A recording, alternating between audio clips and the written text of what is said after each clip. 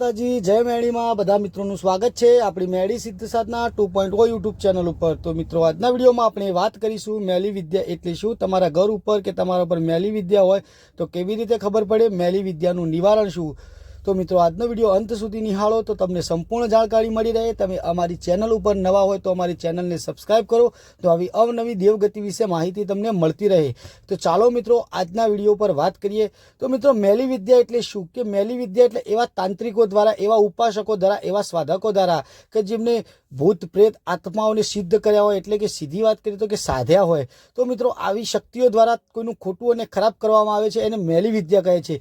તો મિત્રો હું તમને જણાવું, કોઈ શક્તિ મેલી કે ચોખ્ખી નથી હોતી, પણ જે વ્યક્તિ એના દ્વારા કાર્યો અને કામો કરાવે છે એ ખોટા અને મેલા હોય છે, એટલે આપણે એને મેલી વિદ્યા કહીએ છીએ। મિત્રો આવું ક્યારે બનતું હોય છે કે તમારા ઘર ઉપર હોય તો કેવી રીતે ખબર પડે, તો મિત્રો હું તમને જણાવીશ, એના વિશે સંપૂર્ણ જાણકારી આપીશ। તો મિત્રો મેલી વિદ્યા તમારા ઘર ઉપર હોય તો તમને કેવી રીતે ખબર પડે, તો મિત્રો તમારા ઘરની આજુબાજુ, તમારા ઘર ઉપર કે તમારા કોઈ એવા પ્રકારે જે હું તમને સમજાવું કે અડદના દાણા છે, કાળા તલ છે, જવ છે, ઘઉંના દાણા છે, જવારના દાણા છે, કાળી રાઈ છે, ટાંકણીઓ પડી હોય, લીંબુ પડ્યા હોય, કાળી સોપારી પડી હોય, મિત્રો તમારી ઘરની આજુબાજુ કંકુ સાથે આ વસ્તુ જોવા મળે તો તમે સમજી શકો છો કે આ મેલી વિદ્યાના લક્ષણો છે, તમારા ઉપર મેલી વિદ્યા કરવામાં આવી છે એવી તમને ખબર પડી શકે છે। મિત્રો આવું બધા ક્યારે કરતા હોય છે કે તમે તમારી પ્રગતિ કોઈનાથી જોઈ ના શકાતી હોય, તમારા ધંધા વેપાર, તમારા દિવસો ચડતા હોય, તમારી પ્રગતિ સારી હોય, તમે અંતરો અંતર પ્રગતિ કરતા જતા હોવ છો, તો ઘણીવાર લોકોને આવું નથી જોવાતું, એમાં તમે સાચા કે ખોટા કોઈ જોતું નથી। મિત્રો આવું લોકો શું કરતા હોય કે જે તમારા પ્રગતિ જોઈને બળી જતા હોય, તમારા સારા દિવસો જોઈને બળતા હોય, મિત્રો એ શું કરે છે, કોઈ બીજા વ્યક્તિ દ્વારા એની શક્તિથી તમારા ઉપર કામણ ક્રિયા કરાવે છે। તો મિત્રો આ મેલી વિદ્યા છે। મારો કહેવાનો મતલબ સીધો અને સરળ છે મિત્રો, કે જે કોઈક દાડો કોઈ વ્યક્તિને તમે નડ્યા હોય, તમારે અત્યારે ધંધા અને વેપારમાં એવું થઈ ગયું છે, કોમ્પિટિશનનો જમાનો છે મિત્રો, જે હરીફાઈની વાતો આવે છે, એટલે શું કરતા હોય છે કે તમે માર્જિન સાથે ધંધા કરતા હો છો, તમારો ધંધો સારો ચાલતો હોય છે, તમારી બીજી કોઈ વાતે બધું સારું ચાલતું હોય છે, તો મિત્રો આ લોકોને જીરવી ના શકાતું, એમને ગમતું ના હોય, તો આ લોકો શું કરે છે કે જો એવો કોઈ વ્યક્તિ, એવો કોઈ સાધક, એવો કોઈ તાંત્રિક હોય જેની પાસે મિત્રો તમારા પર આવી મેલી વિદ્યાના પ્રહારો કરાવે છે, તો મિત્રો તમારા ઘરે અડદના દાણા, કાળી રાઈ, જુવારના દાણા, ઘઉંના દાણા, જવના દાણા, કાળા તલ કે સોપારી કાળી, ટાંકણીઓ, લીંબુ, આવું બધું તમને જોવા મળે તો મિત્રો તમે સમજી શકો છો કે આ મેલી વિદ્યાના કર્યાના જે મેલી વિદ્યાઓ થતી હોય છે મોટા ભાગે એ વસ્તુ છે મિત્રો। તો મિત્રો આનું શું કરવું કે તમે જ્યારે પણ તમને આ વસ્તુ તમારા ઘર આજુબાજુ જોવા મળે તો મિત્રો એનો તાત્કાલિક નિકાલ કરવો, પછી એનું નિવારણ શું કરવું એ તમને વિડીયોના અંતમાં જણાવીશ। તો મિત્રો બીજી રીતે એવી રીતે થતું હોય છે કે તમારા કપડાં પર પણ મેલી વિદ્યા કોઈ કરતા હોય છે, તમારા કપડાં જે તમે કોઈ રીતે બહાર સૂકવતા હોય કે આજુબાજુમાંથી કોઈ લઈ જતું હોય તો એની ઉપર એ મેલી વિદ્યા થઈ શકે છે મિત્રો। આ કરવાવાળા બધા જ રીતે કરતા હોય છે મિત્રો। બીજી એક વાત કે મિત્રો કોઈ વ્યક્તિ એવો છે કે જે તમને સમય સાથે નથી બોલાવતો, તમારા એના સાથે સંબંધો બગડી ગયા છે, તો મિત્રો એ શું કરે છે, ધીમે ધીમે તમારી જોડે શાંતિથી વાતો કરે છે, તમારી સાથે ફરીથી સંબંધો બાંધે છે। પછી મિત્રો તમે ક્યાંક સાંભળ્યું હોય કે ખાવા પીવામાં મેલી વિદ્યા થતી હોય તો હા મિત્રો વાત સાચી છે, બરોબર, આ વાત સાચી છે કે એ શું કરે, તમારા જોડે સંબંધો સુધારશે, તમારી જોડે બેસશે, તમારા જોડે ખાવા પીવાના સંબંધો વધારશે, પછી ધીમે ધીમે શું કરશે કે તમને જે કંઈ ભાવતી વસ્તુ હોય, તમને જે વસ્તુનો વધારે શોખ હોય એ વસ્તુ તમને લાવીને આપે, કંઈક ચોકલેટ છે, ઠંડા પીણા છે, કોઈ આવું જે ખાવાની કોઈ તમને પીવાની વસ્તુ તમને સૌથી વધારે ગમતી હોય તો મિત્રો એ વસ્તુ તમને લાવીને આપશે। એટલે તમારે સમજવું કે આ વ્યક્તિ કોઈ દાડો મને બોલાવતો નહોતો, ચલાવતો નહોતો, તો ફરીવાર મારી જોડે સંબંધો કેમ સારા બનાવે છે। તો મિત્રો આ વસ્તુ એમાં કરેલી હોય, મેલી વિદ્યા કરી હોય, તમે ખાઓ પીવો એટલે તમે મેલી શક્તિના ભોગ બનો છો મિત્રો।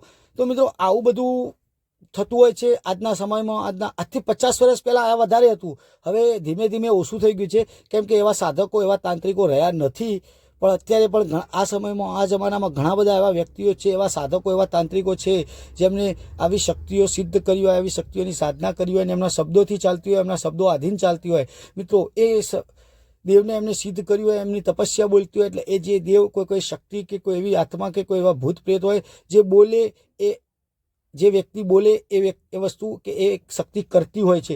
તો મિત્રો આ મેં જણાવ્યું એ પ્રમાણે વાત છે કે આ રીતે થઈ શકે, તો મિત્રો સાવધાન રહો, ચેતવણી રાખો અને સમજદારીથી પગલાં ભરો.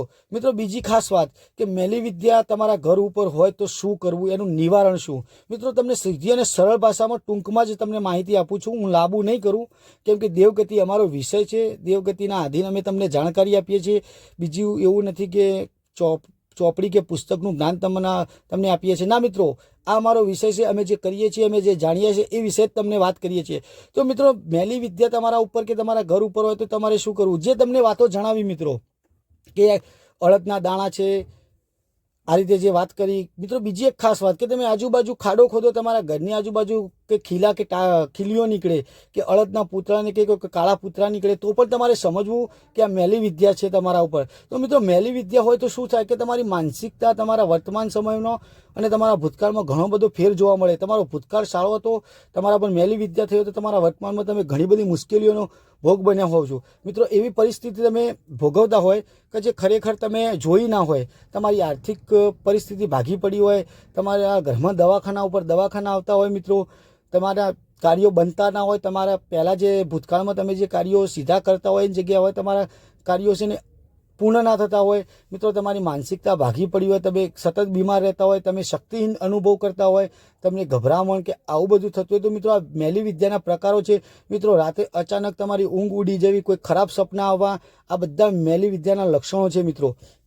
તો મિત્રો મેલી વિદ્યાનું નિવારણ શું, તો મેલી વિદ્યાના નિવારણ માટે મિત્રો તમારે એટલું જ કરવાનું રહેશે કે જે પણ વસ્તુ તમને તમારા ઘર ઉપરથી તમારા ઘરની આજુબાજુ મળતી હોય એનો તરત જ નિકાલ કરવો. બીજી વાત મિત્રો કે મેલી વિદ્યાનો કાટ કેવી રીતે કરવો, એનો ઉપાય કેવી રીતે કરવો. તો મેલી વિદ્યાના જે જાણકાર હોય મિત્રો, કે જે આ શક્તિઓથી પરિચિત હોય, જે જાણકાર હોય, જેને આ વિષય કે જેને મંત્ર સાધના તંત્ર સાધના કરી હોય એવા વ્યક્તિના સંપર્કમાં આવવું, ત્યાંથી જાણવું મિત્રો. બીજી વાત કે મિત્રો એક જ વ્યક્તિથી જાણવું અને એક જ વ્યક્તિથી કરવું એ હું તમને ના પાડું છું. આવું તમે બીજા 2-4 વ્યક્તિઓ આવા 10 એક જગ્યાએ પૂછો અને બધાની વાત એટલે મોટા ભાગે લોકોની વાત એક સરખી આવે તો આનો ઉપાય કરાવો, એની જે પ્રકારે વિધિ થતી હોય એ કરાવો.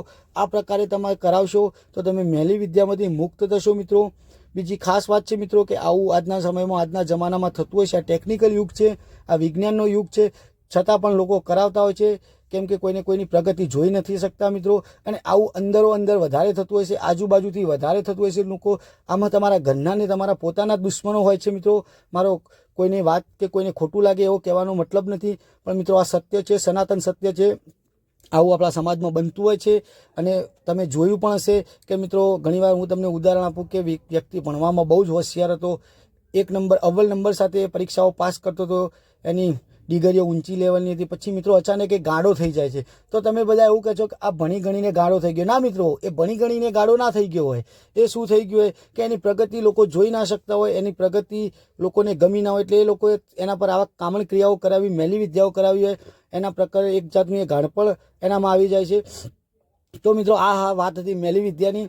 હું તમને જણાવીશ કે કોઈ સારા વ્યક્તિ, જાણકાર વ્યક્તિ જોડે જાઓ, આવું 5 જગ્યાએ 6 જગ્યાએ કે 10 જગ્યાએ જોડાઓ, એક જ વાત નક્કી થાય તો મિત્રો એનો યોગ્ય નિકાલ કરાવો. કોઈ ખોટા વહેમમાં કે કોઈ ખોટી અંધશ્રદ્ધામાં ના ફસાવો. સાચા વ્યક્તિ જોડે જે ખરેખર આ વિષય પર જાણકાર હોય, જેને શબ્દો આધીન દેવની પરખ હોય, જેને આ વિદ્યાઓ કરી હોય, આ સાધનાઓ કરી હોય મિત્રો, એની પાસે જ જાઓ. મિત્રો મેલી વિદ્યા પણ એક તંત્ર સાધના છે, એક મંત્ર સાધના છે મિત્રો.